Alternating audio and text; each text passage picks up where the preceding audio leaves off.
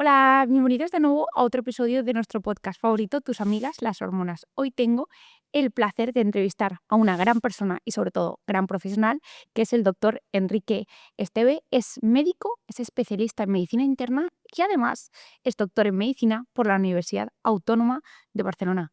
Bienvenido, Enrique, y millones de gracias por venir después de un viaje tan largo y un poco tan complicado, ¿no? Nada, un placer estar contigo hablando siempre y de verdad gracias por invitarme, Isa. Yo creo que merece la pena escuchar a gente que tiene cosas que contarte con mucha verdad y tú eres una de esas personas, así que yo estoy como súper contenta de todo lo que nos vas a enseñar. Nada, es increíble estar aquí contigo. Mil gracias y te quiero preguntar antes como un poco, para bajar a tierra un poco el personaje a persona, ¿por qué Enrique Esteve decidió estudiar medicina y luego decidió la mejor especialidad que yo creo que será para ti, que es la medicina interna? Sí, sí, es la mejor especialidad, ¿no?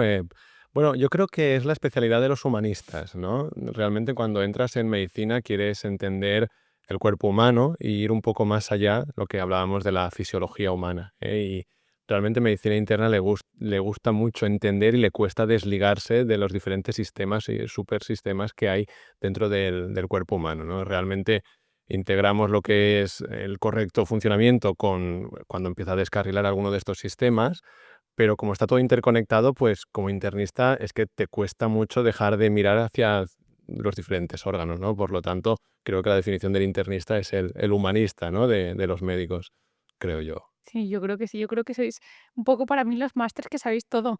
Le preguntas una No, duda no. de la cabeza y te saben conectarlo con el pie, el corazón, si esta infección, a mí me parece maravilloso. A veces tendemos a exagerar eso Sí, también, soy muy así. a veces es una pose, ¿eh? Sí, sí, eso es verdad. Y hablando un poco de tu especialidad, creo que cada vez hay más gente que nos quejamos o se queja, estoy todo el día cansado, estoy todo el día fatigado, y en este punto muchas veces la gente enseguida piensa en vitaminas, me faltan proteínas, igual tengo anemia, pero muchas veces se pasa por alto una infección que es el famoso virus de Epstein-Barr, la enfermedad del beso, y es una de las principales causas de fatiga crónica no diagnosticada. Entonces, ¿qué es el virus de Epstein-Barr? ¿Cómo se coge? ¿Cómo se puede identificar? Y está implicado, además de la fatiga, en, por ejemplo, la aparición de enfermedades autoinmunes. Y si es así, ¿por qué? Bueno, es un temazo esto, ¿eh? Sí. O sea, yo creo que aquí el hilo conductor, ¿no? Es el sistema inmunológico, porque el virus del Epstein-Barr es uno de estos virus capaces de causar síndromes mononucleósicos, ¿no? Y son virus que se integran dentro del núcleo de las células, pero en este caso de los linfocitos de memoria, los linfocitos B. Esto es súper importante. O sea, ellos han conseguido refugiarse dentro de las células inmunológicas que más tiempo viven, ¿no? ¿Qué hace este virus? Bueno, este virus es capaz de inducir a que hayan desórdenes inmunológicos o desórdenes a nivel hematológico, porque hacen que estos linfocitos también acumulen errores y además les hacen inmortales. Entonces, claro, lo que es el control inmunológico que se tiene que producir, no se va a producir correctamente porque hay unas células que escapan a esto y además puede inducir a que haya una proliferación de estos linfocitos. Sí que es verdad que es en un entorno favorecedor, ¿no? Como a nivel predisposición genética o lo que decimos siempre, ¿no? De la inflamación. Porque yo creo que aquí sí que tenemos que poner sobre la mesa que el hilo conductor es ese sistema inmunológico que coordina sistemas junto al endocrino y ese agotamiento hace que que dejes de tener ese control. Realmente, estudiando estos virus, a ver, ¿qué función tienen, no? A nivel evolutivo, ¿por qué están con nosotros estos virus? ¿Qué papel han jugado? También entrenan al sistema inmune. Quiero decir, ellos están de alguna manera haciendo que tú siempre tengas una actividad inmunológica y que puedas parar esas reactivaciones virales. El problema es que como vivimos inflamados, esa es la realidad, no tenemos mecanismos para frenarlo. Entonces sí que empieza a replicar más y sí que puede hacer estos pequeños brotes, ¿no? Que se suele decir que es una reactivación y generar secundariamente cuadros de fatiga asociado, como estabas diciendo tú, Isa, perfectamente descrito.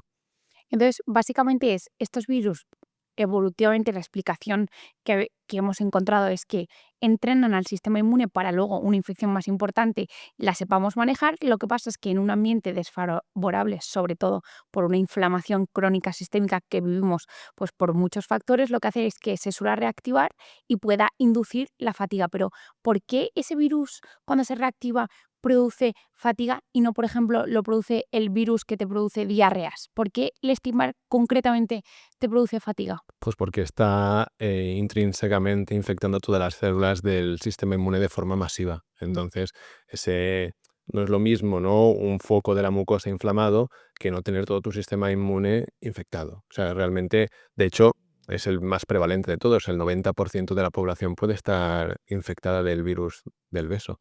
¿En serio? En serio. Y una pregunta, em, ¿cómo podemos eliminarlo del cuerpo si tú ya has tenido una infección y dices, oye, mira, yo me he infectado, pero es que no quiero que se me reactive? ¿Me lo puedo curar o si no me lo puedo curar, qué puedo hacer para que no, cuando tenga picos de estrés, se me reactive y aparezca una fatiga que parece que me haya pegado un camión por encima? Hombre, yo creo que asumir que lo podemos curar es una falacia. Lo que tenemos que pensar es que vamos a convivir con él y lo vamos a dejar en una fase latente en la cual no estará replicando y no tendrá ese efecto que puede tener de destrucción de células o de incluso hacer estas células zombie que te estaba diciendo del sistema inmunológico, ¿no? Lo que tenemos que hacer es que el sistema inmunológico no esté agotado ni esté sometido a un estrés externo por otra razón. Esta es la forma de controlar todos estos virus, ya sea el Epstein-Barr, citomegalovirus, COVID persistente, etcétera, etcétera, etcétera. O sea, pero es que parece muy fuerte la cifra que has dado que hasta el 90% de la población pu- Literal. puede estar infectado por el virus del beso. O sea, es que es grave. O sea, Nos que decir, damos muchos besos. los dos sí, no tantos como los que deberíamos. Y una pregunta, ¿qué relación tiene esta infección crónica latente del virus de Epstein-Barr o incluso otros virus con enfermedades autoinmunes? Porque a mí personalmente, a nivel profesional y personal, me pilla muy de cerca, entonces sí, me interesa saber por qué vínculo hay, que yo me imagino, yo siempre digo que lo leí una frase, que la genética carga la pistola, el ambiente aprieta el gatillo. Entonces me imagino que yo tendré una predisposición a tener enfermedades autoinmunes, pero ¿por qué el infectarme con este virus hackea todo mi sistema y me hace que esa enfermedad que no la tenía pueda aparecer? A ver, con las enfermedades autoinmunes, el Epstein-Barr en concreto, este en concreto, puede llegar a generar mecanismos de mimetismo molecular, ¿vale? Entre proteínas del virus o procesos que hace el virus, como la citrulinación, y la aparición de algunos grupos de enfermedades autoinmunes. Por ejemplo, mimetismo molecular con la mielina, y de ahí la aparición de enfermedades desmielinizantes vía natural killer.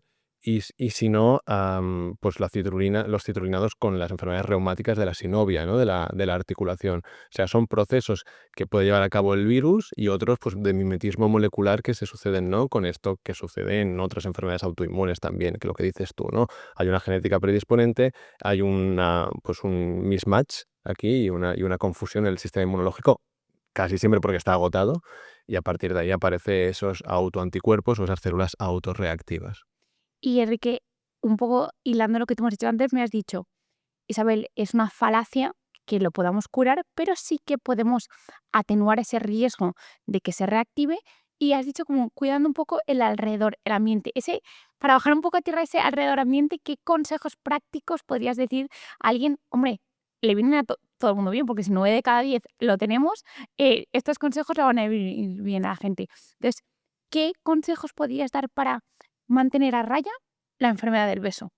Bueno, a ver, cuidar el sistema inmunológico, ¿no? El gran titular, ¿vale? Porque es un virus y el sistema inmune es quien lo controla. Entonces, para cuidarlo es evitar agotarlo, o sea que proteger el sueño es cardinal, entender que casi el 50% de las células inmunológicas pueden estar vigilando el sistema digestivo, o sea, atender mucho los síntomas digestivos.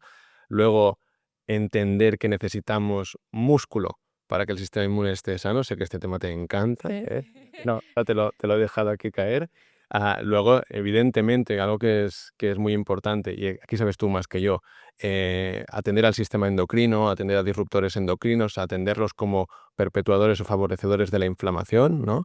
Y luego socializar, estilo de vida para la neuroprotección, ¿no?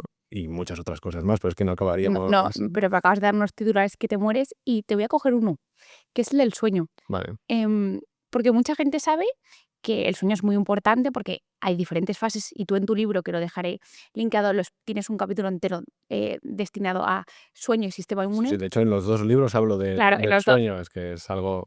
Me parece fundamental. Entonces, dices que, ostras, durante el sueño hay un sueño profundo, un sueño más superficial, un sueño REM, un sueño no REM, y que en las diferentes fases sistema inmune se resetea, uno lo utiliza como para limpiar los restos y otro para el mismo limpiarse. Pero acabas de hacer una relación reversa, que es, el sueño es importante para el sistema inmune, pero es que el sistema inmune se necesita también para un adecuado sueño. Entonces, ¿qué relación hay entre un adecuado sueño y una adecuada salud de nuestro sistema inmune? Las hormonas y los neurotransmisores. Y realmente el atender que estamos regidos por el ciclo vigilia-sueño ancestral, ¿no? Que hacía que nosotros en un ambiente mucho más hostil que el que tenemos ahora a nivel físico, fisiológico, de infecciones, necesitaba realmente un periodo largo de regeneración, no solo de tejidos, sino de todos los focos inflamatorios infecciosos, ¿no? Y entonces, cuando nosotros tenemos esa bajada fisiológica del cortisol y esa predominancia de la melatonina y empezamos a inducir, ¿no? Pasar de la vigilia al sueño, el sistema inmunológico va entrando progresivamente en fases de, como decías tú, de curación o de aprendizaje en función de la fase que estemos, ¿no? Por ejemplo, las primeras fases realmente solo es como un alineamiento, un equilibrio, que son esas primeras fases que no es bien un sueño profundo, ¿no? Que son estas que, por ejemplo, te pueden inducir los hipnóticos o estas sedaciones superficiales y ahí no sirve de nada a nivel inmunológico. Y sí que es verdad que luego cuando entras en un sueño más profundo, ¿no? El sistema inmunológico sí que tiende a elaborar esa memoria inmunológica y a realmente a reordenarse correctamente. Y luego es en el sueño REM donde las natural killer cogen ese protagonismo, ¿no? De eliminar células tumorales, de ayudar a regenerar músculo, de eliminar también células inmunológicas que no tocaría que estuvieran, ¿no? Por lo tanto, necesitamos todas las fases progresivas del sueño y no simplemente estar sedados o hipnotizados O sea, es que con me fármacos. estás tocando un tema que me parece maravilloso y es, Sí. ¿no? Y sobre todo porque creo que la mejor manera de cambiar la salud de la gente es explicándole las cosas. Creo que la gente, todo el mundo, los médicos muchas veces tendemos a pensar, no lo voy a explicar porque no lo va a entender, no. La gente es mucho más inteligente de lo que nosotros creemos y cuando se le explican las cosas, primero con educación, con empatía, como tú haces, y con conocimiento, obviamente, la gente es mucho más apta a abrirse y a aprender. Entonces, no solo has dicho, ostras, Isabel, el sueño es el verdadero protagonista y uno de los verdaderos cuidadores de nuestro sistema inmune. En el sueño profundo, nuestras células adquieren esa memoria para que cuando venga otro virus diga, este me ha pillado, pues yo ya lo sé atacar, lo ataco y Isabel no se pone enferma, que además en el sueño REM es cuando se elimina toda la basurilla que yo digo que queda durante el día, que es clave, porque si tú tienes la casa hecha un desastre, el primer día bien, el segundo bien, pero es que el tercer día no te cabe ningún invitado. Sí, señor. Entonces, pero es que has dicho, y ojo, cuidado, porque todo esto pasa en unas fases muy concretas que no son las fases de sedación que inducen los hipnóticos. Entonces, ¿cuánto de negativo, porque poca gente lo piensa, son los fármacos hipnóticos, benzodiazepinas, etcétera, para la salud de nuestro sistema inmune? A ver, yo entiendo que puedan tener un papel puntual en el control de un problema de una ansiedad endógena o incluso puntualmente en un trastorno adaptativo. Y esto no vamos a entrar en polémicas, esto está claro, ¿no? Pero sí que es verdad que esa predominancia de un neurotransmisor que se llama GABA y ese entorno GABAérgico lo que hace es que el sistema inmunológico no pueda depurarse correctamente. De hecho, las células del sistema inmune, y esto es un plot twist, tienen receptores para el GABA también, Ah, ¿vale? Entonces, claro, ahí sí que me pillas que qué sentido puede tener esto a nivel evolutivo, por qué lo hicieron, ¿no? Pero sí que es verdad que se ve que tenemos más dificultades para depuración de linfocitos cuando estamos en un entorno GABAérgico, ¿no? Y esto, pues como tú bien dices, ¿no? Los fármacos, por ejemplo, las benzodiazepinas, que tiran de aquí para producir la sedación, pues realmente van a tener aquí las células inmunológicas una dificultad si están en este tipo de entorno de forma crónica y prolongada, por el fármaco y por la mala calidad del sueño. es que en España es alarmante el uso crónico, como tú dices, porque estos fármacos están aprobados y están aprobados porque son seguros y efectivos, sobre Sí, todo. señor. Entonces, pero cuando están indicados, es como si yo me tomara un antibiótico para la otitis cuando me duele el pie, pues los resultados no van a ser los O óptimos. un antibiótico para la otitis cuando no tienes una otitis Claro, bacteriana. exacto. Entonces, creo que es muy importante como no demonizar, pero decir, ostras, es que aparentemente no solo la tolerancia y la dependencia, que la gente con las benzodiazepinas se creó o es conocido más por la población te crean tolerancia y dependencia. No, no, es que eso es el mínimo de tus problemas. El máximo es que estés torpe y te tropieces por la mañana y te puedas romper una cadera, que tengas mayor predisposición a enfermedades, porque yo leí un estudio que me llamó la atención, pero ahora que me lo has explicado tú, entiendo el porqué, que el uso crónico de benzodiazepinas se asociaba a un mayor riesgo de muerte por infecciones. Yo entendí, parte de la respuesta era porque sobre todo en personas mayores les dejaban muy sedadas, no ventilaban bien, no había una correcta limpieza del moco, se sobreinfectaba y pues incrementaba el riesgo de neumonías y de muerte, pero también muy probablemente es por esa relación que tú has dicho de, ostras, el sueño no es de calidad, no es profundo, probablemente no se resete todo el sistema inmune, no se eliminen virus, bacterias y todas estas células y entonces induzca una mayor predisposición a enfermedades. Hombre, es que estás sedado, pero, perdón, pero estás hipervigilante. Entonces también el cortisol tiene aquí un papel, ¿sabes? Estos picos que no tocaría que tuvieras de cortisol, ¿no? Y ahí el sistema inmunológico, como sabéis, las hormonas esteroideas son inmunosupresoras, o sea que realmente, claro que tienes más riesgo de infecciones. Joder, súper interesante. Mucho. Y yo otra vez volviendo un poco a lo de antes, cuando te he dicho, ¿qué cosas podríamos hacer para mantener nuestro sistema inmune saludable y, por ejemplo, no reactivar virus que tengamos, como el virus de Epstein-Barr? Has dicho el sueño, hemos abordado ya el sueño, la Sí. importancia del sueño, y luego también me has lanzado un buen consejo que yo te voy a captar y es el del músculo. ¿Qué papel tiene tener músculo para tener un adecuado sistema inmune, reducir el riesgo de infecciones y, a la misma vez, qué papel tiene un adecuado sistema inmune para yo poder preservar masa muscular? Y aquí, para que veas que te sigo, te leo, porque me lo he leído, te escucho. No tanto como he hablado muchas veces, que también porque regenera músculo y le da salud, sino porque el músculo nutre al sistema inmunológico. O sea, es una simbiosis en la cual el sistema inmunológico, que lo va a ayudar, pues eso, a eliminar detritus, a regenerar fibra muscular, lo necesita un músculo sano. O sea, que es un feedback positivo que tienen entre ellos, ¿no? Tú hablabas de la glutamina y pueden haber múltiples formas en las cuales las mioquinas, o sea, lo que produce de forma paracrina en su entorno el músculo favorece el sistema inmunológico, hace que puedas generar más fibras musculares, más cartílago, adherirte mejor al hueso, inhibir la destrucción del hueso mediante el osteoclasto. O sea, realmente tienes al sistema inmunológico alimentándose un poco del músculo, ¿no? Y el músculo beneficiándose de tenerlos controlando, ¿no? O sea que realmente no sé quién le debe más a quién, en este aspecto. O sea que yo creo que aquí eres tú la que sabe más que yo sobre esto, ¿eh? Mm. Pero bueno, que sí que es verdad que es este feedback que se establece entre los dos. Es Es brutal. que muchas veces me encanta y tú sabes de esto mucho más que yo, el eje, por ejemplo, intestino-cerebro, el eje intestino-hueso, intestino-eje reproductivo, pero yo siempre digo a la gente, es que realmente todo es un eje. O sea, Claro. todo está conectado y ya no es la microbiota con todo, es el músculo con todo, el cerebro con todo. Entonces, lo maravilloso de la medicina y lo que me encanta contar a la gente, y lo cuento en la primera parte de mi libro, es que todos los tejidos hablan entre sí. O sea, eso es lo maravilloso del ser humano que yo pienso. Cuando mejoras algo, el músculo o mejoras el sistema inmune, inevitablemente, aunque tú no lo notes o no sientas que es así, todo el resto es como una especie de pieza de ajedrez.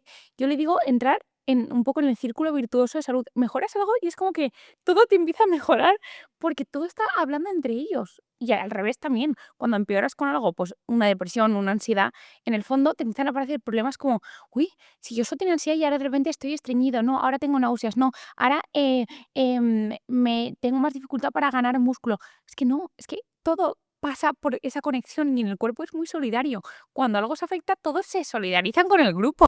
Sí, sí, totalmente, ¿no? Somos un holobionte, que está siempre en continuo equilibrio y el músculo es el gran almacén, además, y ha estado, yo creo que ha sido protagonista en la evolución humana y realmente es el gran desatendido bajo mi punto de vista, porque sí que atendemos mucho al tiroides y está muy Sí. bien, pero no vemos la interacción que tiene el músculo con el resto de sistemas y para mí es protagonista. Para mí, o sea, que yo lo que te voy a decir, me tatuaría. El músculo es el protagonista en mi cuerpo, ¿eh? O sea, me parece maravilloso Me encanta. y creo que haces un montón de bien que un médico internista que al final aborda tantas cosas le dé protagonismo al músculo, porque siempre es corazón, que estupendo, el pulmón estupendo, el páncreas, todo esto, pero ostras, ¿quién se acuerda de un órgano que es gigante? O sea, Sí, sí, cuando hablamos de los principales factores predictores de mortalidad, la pérdida de músculo, la sarcopenia, es de los más importantes y de los que están mejor descritos sin lugar a dudas, ¿eh? Pero, ¿y por qué crees tú que hasta hace, igual yo estoy equivocada y me puedes corregir, hasta hace relativamente no mucho tiempo, incluso ni en la propia carrera se hablaba de la importancia del músculo? ¿Por qué crees? Pues porque yo creo que nos hemos centrado mucho en realmente en la fisiología humana, ¿no? En intentar jerarquizarlo para explicarlo, ¿no? Y veníamos, ahora estamos, es una explosión de conocimiento que es difícil de gestionar, pero estaba como muy jerárquico y el músculo parecía como al final algo más mecánico, efector, que no tenía más que acortar o alargar una extremidad, ¿no? Y si había un músculo noble era el corazón, obviamente, porque sin él, ¿no? Y ahora no, ahora vemos todas estas interrelaciones y realmente vemos que toda esa proteína, esa energía, todo eso que está acumulado es lo que realmente te hace tener una buena calidad de vida y tener un sistema inmunológico sano y la interrelación con su entorno y tener correctamente alineado el factor de crecimiento insulínico, etcétera, etcétera. O sea, necesitamos músculo para todo eso porque si no el descarrilamiento metabólico es brutal, O sea, podemos decir que sin músculo no tenemos un adecuado sistema inmune, ¿no? totalmente. Totalmente. Y hablando un poquito del sistema inmune, cada vez también y un poquito de ese acceso global y universal al conocimiento, por ende, cada vez más gente puede hacerse análisis de manera autónoma. Entonces, clican todas las cositas que ponen online y de repente se sacan 80.000 anticuerpos, les llegan positivos y te dicen a ti, mm, doctor, es que me ha salido este anticuerpo, si yo tengo anticuerpos, ¿qué enfermedad tengo? Y es que a mí me salen en 400, pero a mi amiga Julia, que se la ha hecho conmigo los análisis para ver qué tal estábamos, le salen 600. Ella está peor que yo. Entonces, ¿qué son los autoanticuerpos? ¿Siempre indican enfermedad y siempre cuanto más altos peor o no? A ver, los autoanticuerpos, como su nombre indica, son anticuerpos contra estructuras propias, ¿no? Contra estructuras sanas. Entonces, pues que pueden, ¿con qué se les puede relacionar? Con fenómenos de autoinmunidad, que tu sistema inmunológico ataque a partes de tu cuerpo que no debería atacarles, ¿no? Pero realmente tener autoanticuerpos no implica tener una enfermedad ni autoinmune, ni inflamatoria, ni de ningún tipo, ¿vale? De hecho, cuando hablabas de la cantidad de autoanticuerpos, es que incluso te lo vas a hacer en 2 laboratorios distintos y te van a salir los títulos totalmente diferentes en el mismo día.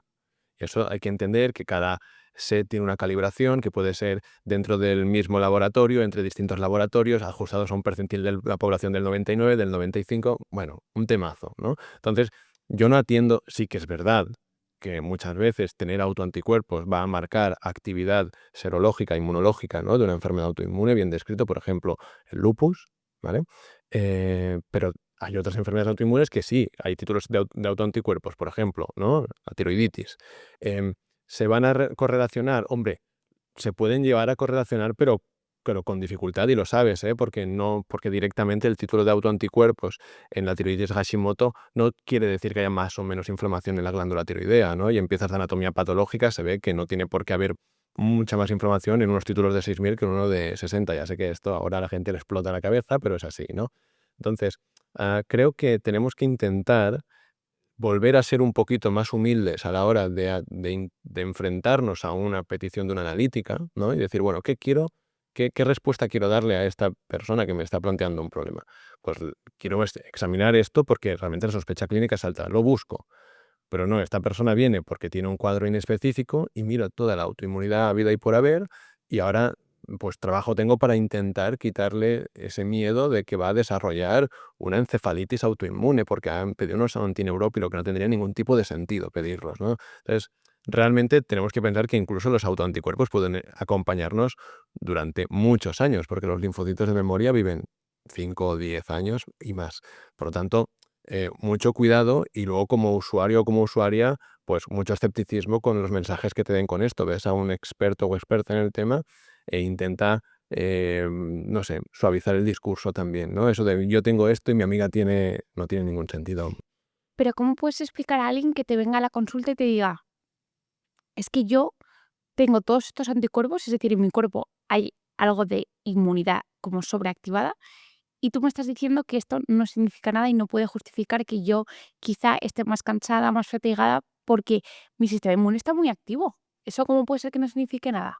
Claro, tú piensas que desde que se produce ese fenómeno, ya hemos dicho de mimetismo molecular o de presentación de antígenos endógenos y se generan anticuerpos de memoria, pasan lapsos de tiempo que a veces son de 3, de 6, de 9 meses. Evidentemente que tener autoanticuerpos significa que estás con un proceso activo a nivel inmunológico y en muchas ocasiones se van a correlacionar con los síntomas, por ejemplo, como hemos puesto con el lupus, ¿vale? Y con la actividad de la enfermedad.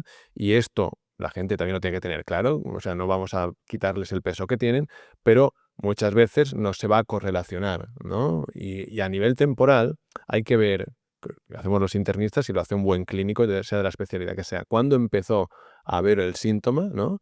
Pero ¿cuándo piensas tú que empezó a descarrilar todo para que apareciera el síntoma? Entonces tienes que ponerle, contextualizar mucho, ¿no?, al paciente.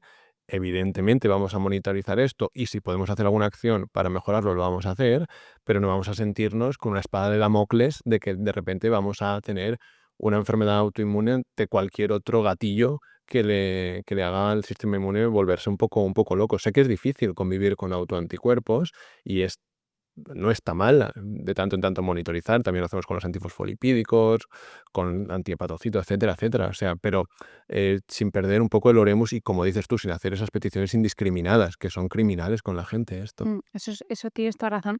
Y justamente hablando de la tiroides, mucha gente me pregunta, ostras, yo tengo muchos anticuerpos antitiroideos, no me han dicho nada y me han dicho que de momento vigilarlo hasta que me aparezca el hipotiroidismo. ¿Eso es así? ¿Es un buen abordaje para ti? ¿O crees que hay algo que podríamos hacer para disminuir en concreto la actividad de esa autoinmunidad tiroidea? Y luego, gluten y tiroides. Vale, la primera pregunta, seguirte a ti y leerte a ti. O sea, realmente lo explicas perfecto, que sí que es verdad que hay mucho relación también con los micronutrientes, vitamina D, selenio, la prevención es importantísima, el eje a nivel hormonal del organismo, hipotálamo, hipófisis, pero tiroides, ¿sabes? Que realmente desatender eso es una negligencia. O sea que si tú ves que hay autoinmunidad tiroidea y que hay fenómenos de tiroiditis intermitente, pues evidentemente esa glándula se agotará y no puedes esperar a que se agote para poner un sustitutivo, pienso yo. Por lo tanto, atiendes a una gran profesional como tú, que además es así, y seguro que irá mucho mejor. Y tiroides y gluten, así como globosonda, que lo has dejado caer, a ver, sí que es verdad que está bien definida la relación de la enfermedad celíaca con las tiroiditis. De hecho, pues existen los síndromes autoinmunes pluriglandulares, ¿no? Donde está pues la tiroiditis, la celiaquía, la diabetes tipo 1, hepatitis autoinmune, pues todo tipo de enfermedades autoinmunes, también lupus, etcétera. Y esto nunca está de más mirarlo, sobre todo si cuando haces la anamnesis, pues hay síntomas a nivel gastrointestinal, ¿no? Claro, si no hay una celiaquía como tal definida, hombre, cuesta mucho decirle que se le va a curar una tiroiditis quitando el gluten, sinceramente. Tienes que aquí atender un poco a otros fenómenos que si hubiera una sensibilidad muy alta al gluten no celíaco y hubieran trastornos, por ejemplo, a nivel de la microbiota, ¿no?, de disbiosis, etcétera, ahí sí que podrías pensar que hay otro factor perpetuador, generador de inflamación que puede hacer que el sistema inmune se agote y a partir de ahí haya más autoanticuerpos contra el tiroides. Es como mucho más complejo que quitar o poner el gluten. Y es que a mí, o sea, yo estoy contigo al 100%, pero sí que es cierto que yo me gusta al final escuchar a la gente, sobre todo cuando algo yo no lo sé, siempre digo, tener el cerebro abierto como para aprender cosas nuevas, no tanto como para que se te caiga. Entonces, sí que genuinamente mucha gente, ya no te digo concretamente por el gluten, quizá también son los fructooligosacáridos que conlleva un poco el trigo, que la gente, o sea, se encuentra francamente mejor, incluso sus analíticas pueden llegar a mejorar. Entonces, ¿tú crees que hay un punto y lugar donde una vez que descartamos si es o no enfermedad celíaca, porque eso conlleva muchas más cosas, hay Sin que tener duda. mucho más cuidado, contaminaciones cruzadas, gluten en medicamentos, o sea, es una modificación de vida muy importante? ¿Crees que si una vez que tú sospechas, lo has descartado correctamente, que esa persona no tenga enfermedad celíaca y tiene una tiroiditis de Hashimoto y te dice, mira, doctor, es que yo me sigo encontrando fatigada, cansada, todo lo demás está bien, ¿puedo quitar el trigo, el gluten, a ver qué tal me va? Bueno, claro, como poder, puedes de forma empírica hacer lo que consideres. creo que también aquí es otro tema la calidad de las harinas y, como has dicho tú, todos los fructooligosacáridos y otros excipientes que pueden haber. Em, yo no lo recomiendo en mi práctica clínica. Yo recomiendo atender al síntoma. Si hay un síntoma intestinal, apretar más, saber qué sucede allí. Y soy muy partidario de estudiar también la microbiota y otras sensibilidades alimentarias y otros procesos que pueden estar comórbidos. Ahí sí que yo es que no soy muy del empirismo, pero entiendo lo que dices y puede tener un sentido. Y cuando dices estudiar otras sensibilidades o intolerancias, ¿cuáles te vienen a la mente que son más frecuentes en tu práctica diaria? Y la gente siempre le achaca al gluten y me dices, ostras, Isabel, pues he hecho esto y esto sí que es realmente científicamente mucho más válido y es por esto. No, más válido no, pero igual de válido puede ser una lactosa o puede ser una histamina. Vale. Pero no soy ningún experto en este No, no, tema, ¿eh? no, no, pero quiero decir, me interesa que me digas, Isabel, no siempre es el gluten, pueden ser otras intolerancias, otros compuestos como la histamina, que también es muy interesante. Mucho. Em, y si tuvieras que dar un highlight, ya sé que igual no es la cosa que más te gusta del mundo, pero ¿qué papel tiene la histamina en el sistema inmune? Y por qué mucha gente que tiene pues moqueo, cefaleas, dolores articulares, tú miras la histamina. Perpetúa una respuesta inmunológica por la vía más de la inmunoalergia y un agotamiento de un correcto funcionamiento del control inmunológico. Un Entonces, exceso. entonces, es algo que tú revisas cuando te cuentan Sin síntomas duda, compatibles. sin lugar a dudas. ¿Y por qué crees que la gente no lo tiene tan en mente? Porque la gente es como gluten, no gluten y la histamina a poca gente. Yo hice un episodio del podcast, la gente le rompió la cabeza en plan, ¿esto existe? Nadie me lo había avisado. Pues sí que es verdad que cuando tomo quesos curados, tal, y es como que, ¿por qué crees que eso no está tan a la orden del día? Bueno, uno, porque no tenemos tanta literatura que lo soporte, luego porque se liberalizó el hacer estudios a nivel ambulatorio con poca validez científica y entonces ha perdido también un poco rigor a la hora de poder dar un consejo que te lo puede dar un terapeuta que no sepa de esto, y la comunidad científica se alejó, ¿no? Se alejó. Yo creo que aquí la culpa es nuestra. Mm, pero para más información sobre la histamina, seguid al doctor Esteve, que lo sabe mucho. Bueno, Y te quería decir, para terminar ya, de las últimas preguntas y el último bloque, yo sé que tú eres especialmente enamorado y tienes mucho conocimiento del síndrome antifosfolípido y sobre todo su impacto en la fertilidad, porque tú lo describes muy bien en todo tu contenido y especialmente en tu Instagram has dado muchísima caña y hay un síndrome antifosfolípido que es específico, hay uno trombótico que te afecta, es el conocido que te afecta pues el riesgo de coagulaciones, etcétera. Y luego hay uno que afecta a la fertilidad, que muchas veces pasa por alto y es esa mujer que tiene abortos de repetición en el primer trimestre, que incluso en el tercer trimestre tiene problemas de la placenta, tiene problemas de vascularización de la placenta. Aparentemente nadie le da una solución y tú sacas a la palestra un síndrome, que es el síndrome antifosfolípido. ¿Qué puedes decirnos para toda aquella gente que ahora mismo no tenga ni idea, pero diga, ostras, he tenido 3 4 abortos de repetición en el primer trimestre, no me han dado una causa, o incluso he tenido varios abortos, he tenido un parto al final a término y adecuado, pero tuve problemas de placenta en el tercer trimestre? ¿Qué es esto que me está contando la doctora Isabel y el doctor Enrique Esteve de síndrome antifosfolípido? ¿Qué es y por qué afecta a la fertilidad? bueno, es un temazo este, ¿no? Y realmente, como bien has dicho, ¿no? Hice la tesis doctoral sobre esto, intentando describir una variante incompleta, de hecho, no la que está bien descrita en la literatura. Y realmente es un síndrome que, como bien has explicado, en la variante obstétrica da problemas a la hora de la implantación del embrión, ¿no? Y causa abortos de repetición, pero también muertes fetales por fenómenos trombóticos dentro de la placenta, que deja de tener riesgo y el bebé pues muere porque no le llega sangre. Y también puede dar problemas de esa rigidez o esa mala placentación, se forma mal la placenta y aparecen retrasos del crecimiento intraútero, o al final esa rigidez de la circulación placentaria que acaba desencadenando una preeclampsia, ¿no? Entonces, es una enfermedad que realmente es una de las causas de pérdidas fetales o de muerte fetal o de aborto de repetición tratables más seguras que hay, más bien descritas y más olvidadas, ¿no? Entonces, ya solo por empatía y por querer divulgar de forma que la gente pueda, pues temas tabú, sacarlos a la palestra con rigor. Creo que uno de los principales motivos míos de salir a hablar aquí en redes y aquí contigo y en cualquier otro momento es proteger a la mujer silenciada con abortos de repetición, con pérdidas fetales o incluso con fallo de implantación, con esterilidad, con problemas reproductivos, porque la autoinmunidad y la aloinmunidad están dentro de todos estos problemas también. Y los antifosfolípidos, pues eso, ¿no? Anticuerpos que van a estar contra todas esas estructuras vasculares que se van a ir formando, que si el embrioncito desde el principio no las puede formar, pues se muere, no puede formar ni un corazoncito, y si los va formando con mucha inflamación a su alrededor, pues realmente no va a crecer correctamente. Puede haber el aborto, puede haber la muerte fetal o el problema de la placenta.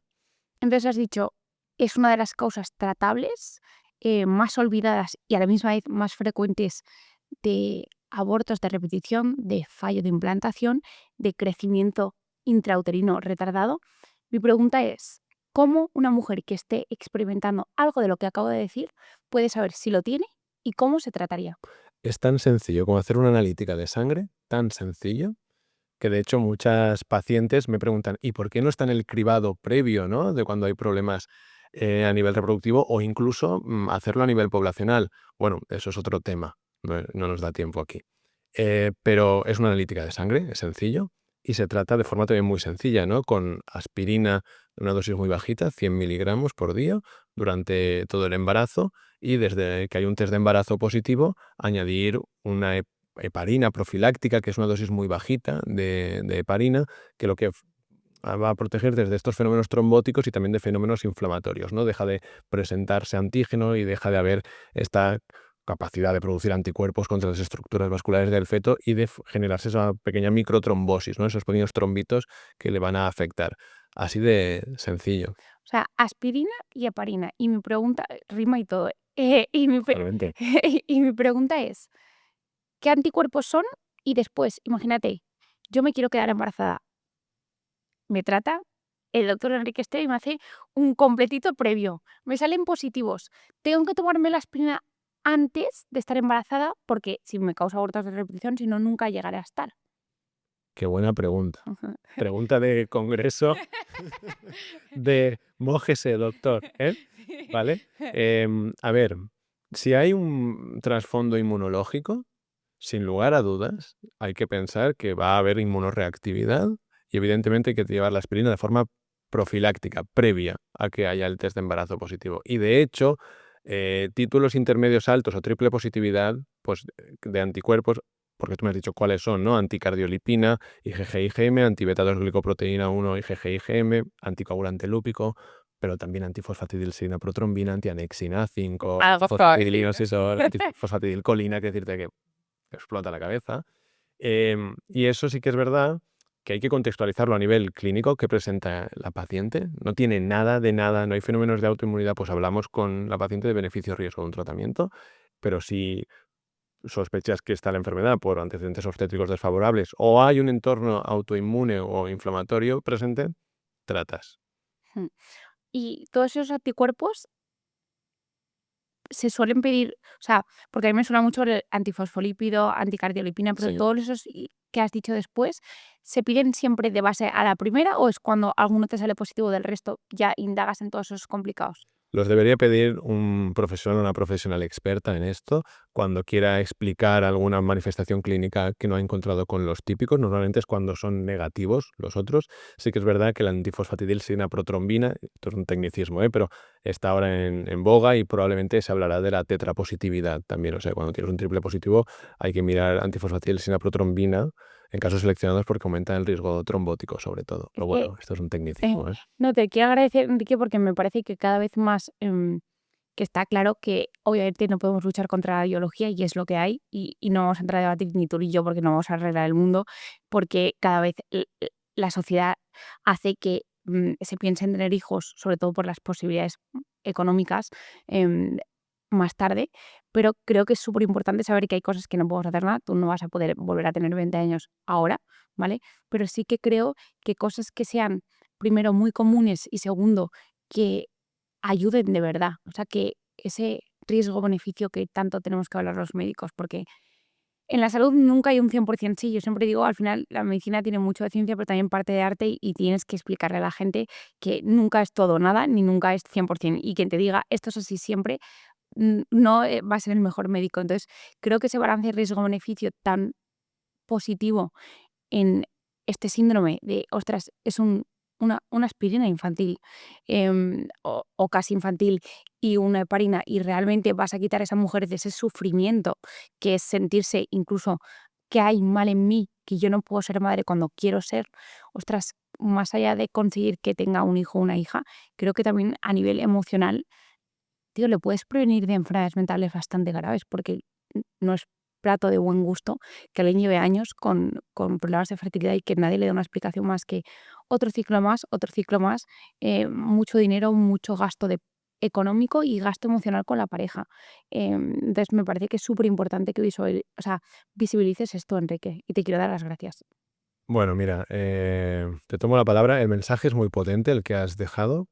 Lo has expresado a la perfección. Yo creo que hemos de escuchar más a estas mujeres, cuando son parejas, cuando vienen solas, y realmente tenemos que validarlas y tenemos que atender mucho a que esta enfermedad o el tránsito por la infertilidad, no debe minimizarse, sino tampoco maximizarse con intereses, sino simplemente atenderse. Y como tú bien has dicho, ¿no?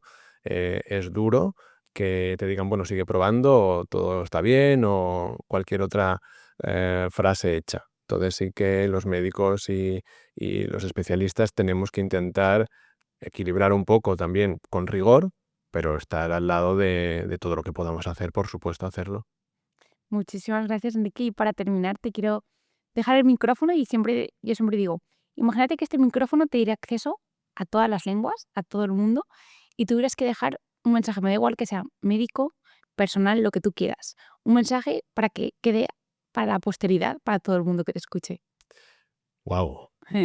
Pues mira, a mí lo que me gustaría es que quien escuche este mensaje sea consciente que curar, sanar y entender al organismo ha de ser compartido entre el profesional de la salud y uno mismo. O sea, empoderar, lo primero es ser responsable tú mismo. Entonces, ¿qué mejor que para ser responsable tú mismo y para empoderarte que atender a gente como Isabel Viña, Ay, ¿no? mil gracias. Que realmente gente comprometida, profesionales que les ves que son de cepa comprometidos con los pacientes, con las pacientes, y no buscar soluciones fáciles, sencillas, grandes mensajes, sino ir poco a poco construyendo, porque la salud es un arte, es muy complicado.